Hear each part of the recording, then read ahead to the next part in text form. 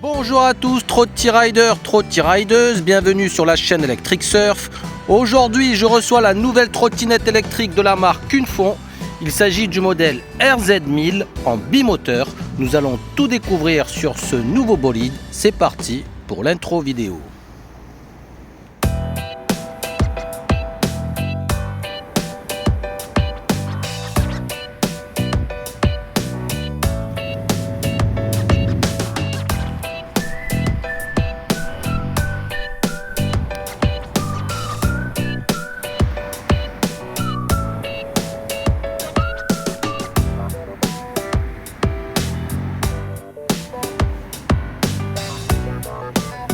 Cette vidéo de présentation est en partenariat avec la marque Kunfon qui m'a gentiment envoyé ce modèle pour présentation sur la chaîne.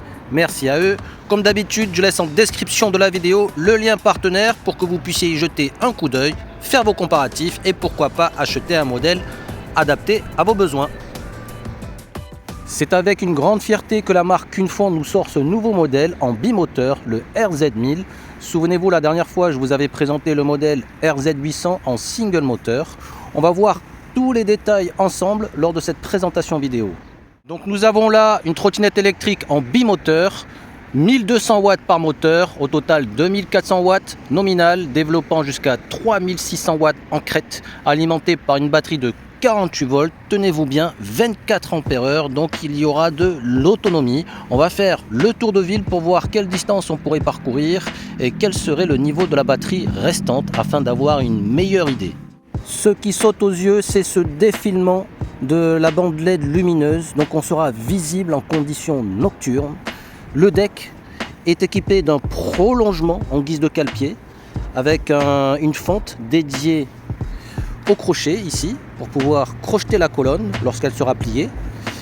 De plus, à l'arrière, le cale-pied fait officiellement office de poignée de transport. Il y a une bonne ergonomie et le phare à l'arrière est intégré dans ce cale-pied. On remarque immédiatement la double suspension à l'arrière. Donc on va tester son niveau de confort sur les routes pavées et double suspension à l'avant. Il y a un côté assez sport avec cette couleur dorée. La RZ1000 est équipée d'un double système de freinage à disque mécanique, disque à l'arrière et à l'avant, avec des disques en 140 mm. En complément de ce système de freinage, il y a le freinage électrique, à l'avant comme à l'arrière, puisque c'est un bimoteur. Donc on aura un système de freinage plus optimal. Nous allons vérifier le freinage d'urgence lors de notre test en descente. Pour agrémenter le confort de conduite, elle est équipée de pneus en tubeless semi-off-road de dimension 10.5. Aussi surprenant que cela puisse paraître, le klaxon est situé sous la banane à ce niveau-là, protégé par un grillage.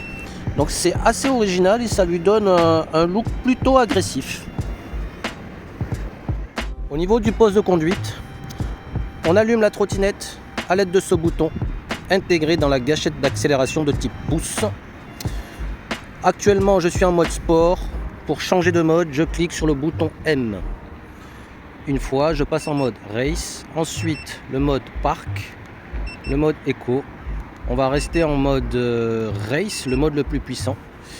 En haut, il y a marqué 2WD, c'est Two Wheel Drive, donc on est en bimoteur. Le compteur de vitesse, kilomètres à l'heure. Il y a l'application pour les smartphones Android et l'application pour les smartphones Apple. L'odo, le nombre de kilomètres parcourus au total, 1 km jusqu'à présent, ça sort du carton. Et le niveau de la batterie, représenté par ces 6 points lumineux.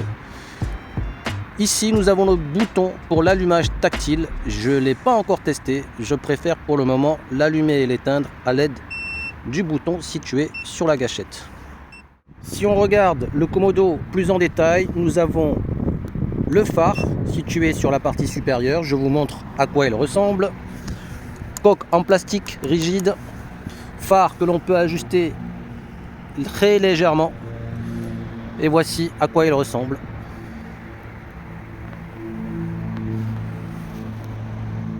Ensuite, nous avons le bouton du klaxon Il faut maintenir le pouce appuyé dessus pour que le klaxon retentisse. On a un klaxon quasiment de type scooter. Et ensuite, nous avons les clignotants. Nous avons le bip sonore, la flèche qui clignote. Je recule. Voyons voir à quoi ça ressemble. Donc ça clignote sur la partie inférieure. Et ça s'arrête automatiquement. Je vais le remettre.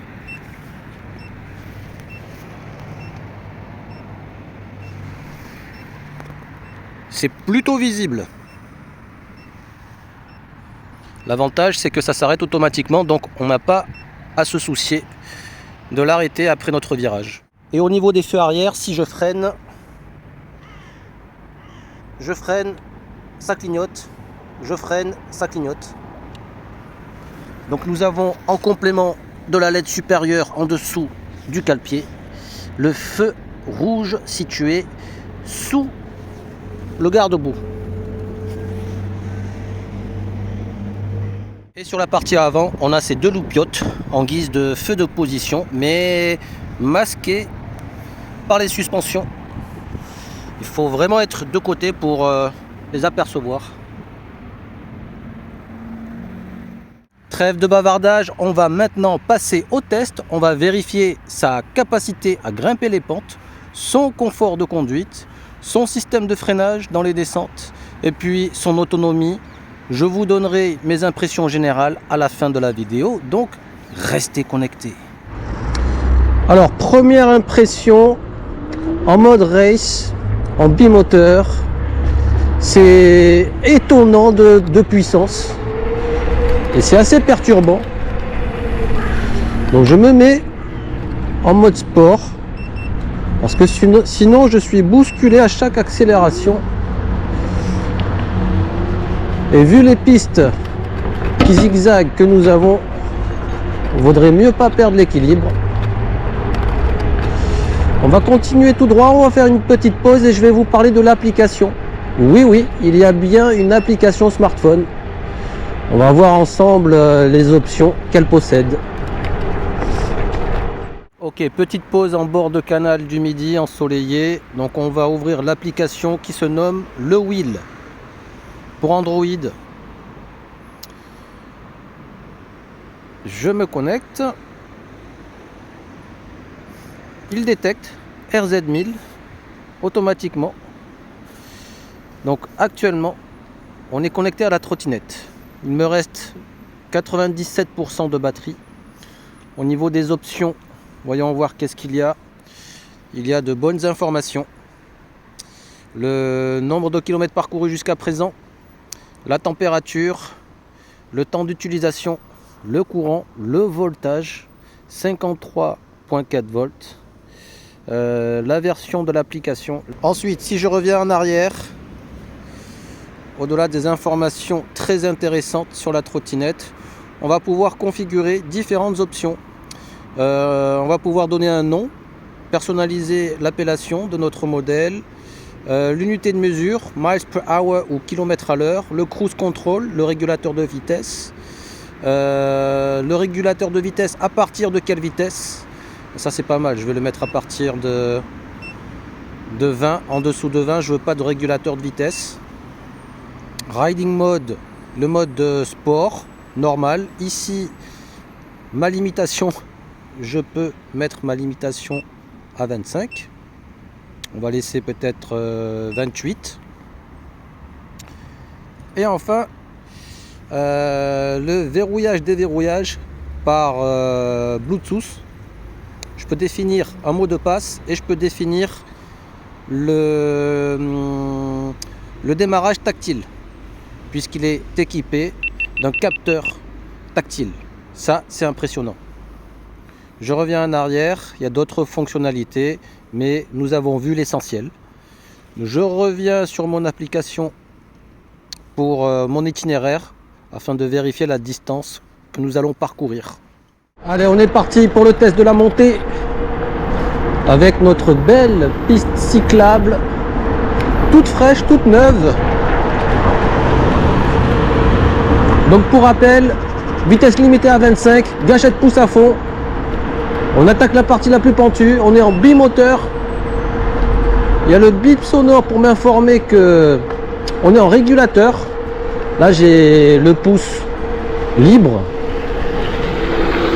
Oh le copain, Dualtron, il rigole pas. Il me met un boulevard. Au moins il a compris l'intérêt et l'utilité de la trottinette électrique. Ça fait plaisir. Donc on ralentit maintenant, on va faire la descente. Gâchette pousse à fond. Je lâche l'accélérateur. On est en roue libre.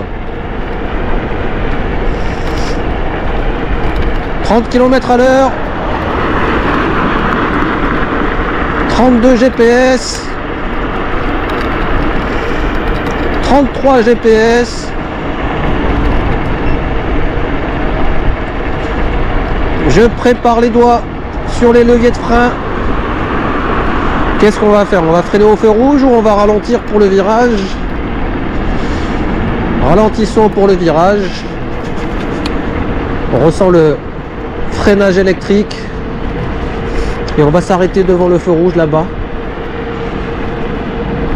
On va faire un stop net. Ah, c'est pas mal, c'est pas mal. En plus, ça coïncide bien avec le feu orange. Donc, disque de frein mécanique superbe, couplé avec le frein moteur électrique à l'avant et à l'arrière. Ça, c'est génial. En bimoteur, lors des départs arrêtés, on peut être bousculé. Si on vient d'une trottinette single moteur et qu'on souhaite découvrir le bimoteur, je conseille de commencer par une conduite en mode éco et de monter crescendo au fur et à mesure que l'on s'habituera. Au-delà de la puissance, c'est aussi un comportement à adopter, notamment au niveau de la position des pieds et du corps, s'accroupir, mettre le pied à l'arrière sur le cale-pied lors des phases d'accélération, freiner, pareil. Il faut avoir une certaine dextérité parce qu'on peut être très surpris. Donc pour la montée en bimoteur, les doigts dans le nez, le freinage d'urgence via du répondant, le fait que ça soit couplé avec les freins moteurs électriques, c'est une très bonne chose pour optimiser le freinage. Sur les pavés, il y a quand même un brin de confort avec les pneus tubeless. On n'est pas si secoué que ça.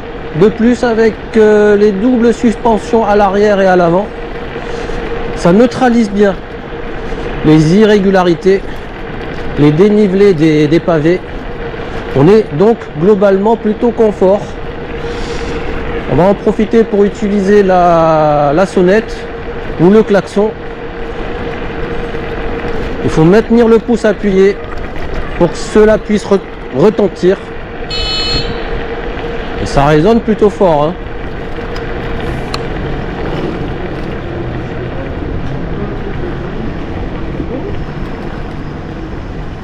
On arrive devant nos escaliers préférés pour le test de la montée. On va tester ce cale-pied façon poignée de transport. On va la soulever par la colonne à l'avant. Après vous. Alors, main derrière le cale-pied et main avant sur la colonne. Le deck sur la cuisse droite. Bimoteur, on ressent le poids quand même. Et là, je suis content qu'on arrive à destination, 2 petits étages.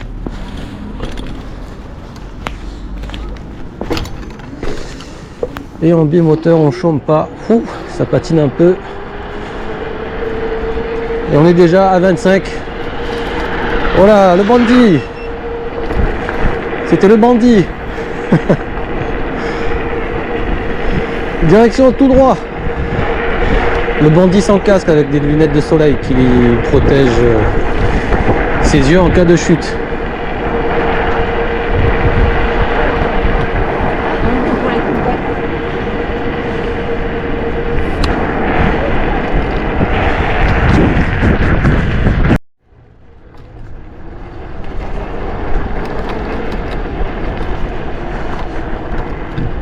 On va aller en parking souterrain chercher de l'obscurité pour faire le petit tour de la trottinette, analyser ses luminaires, son système d'éclairage.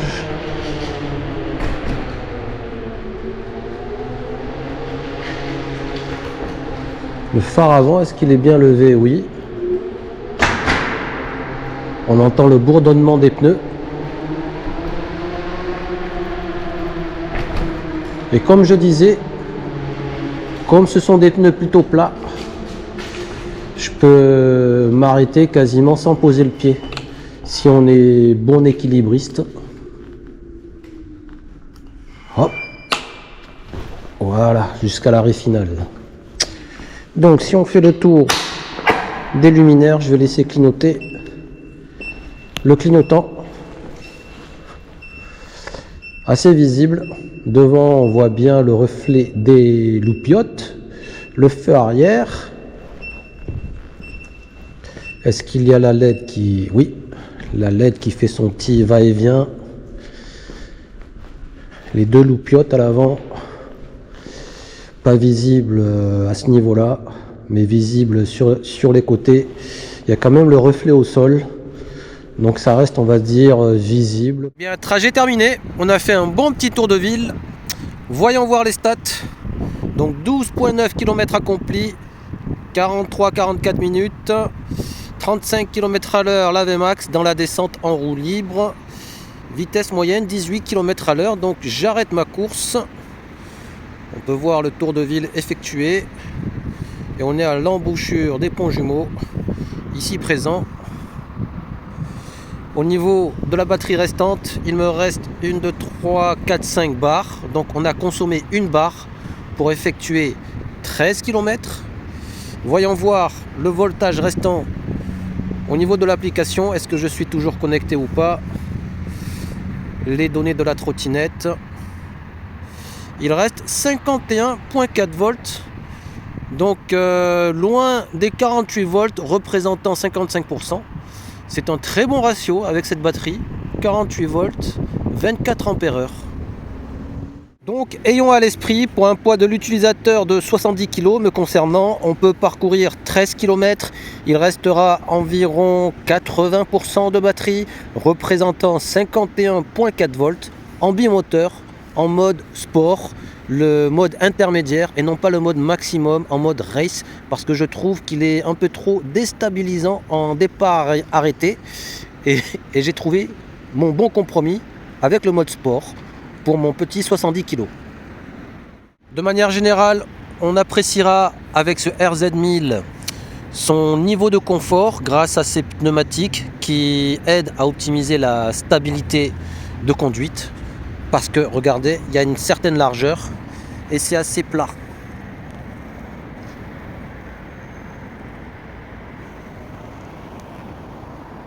Confort optimisé grâce à ces doubles suspensions à l'arrière et à l'avant.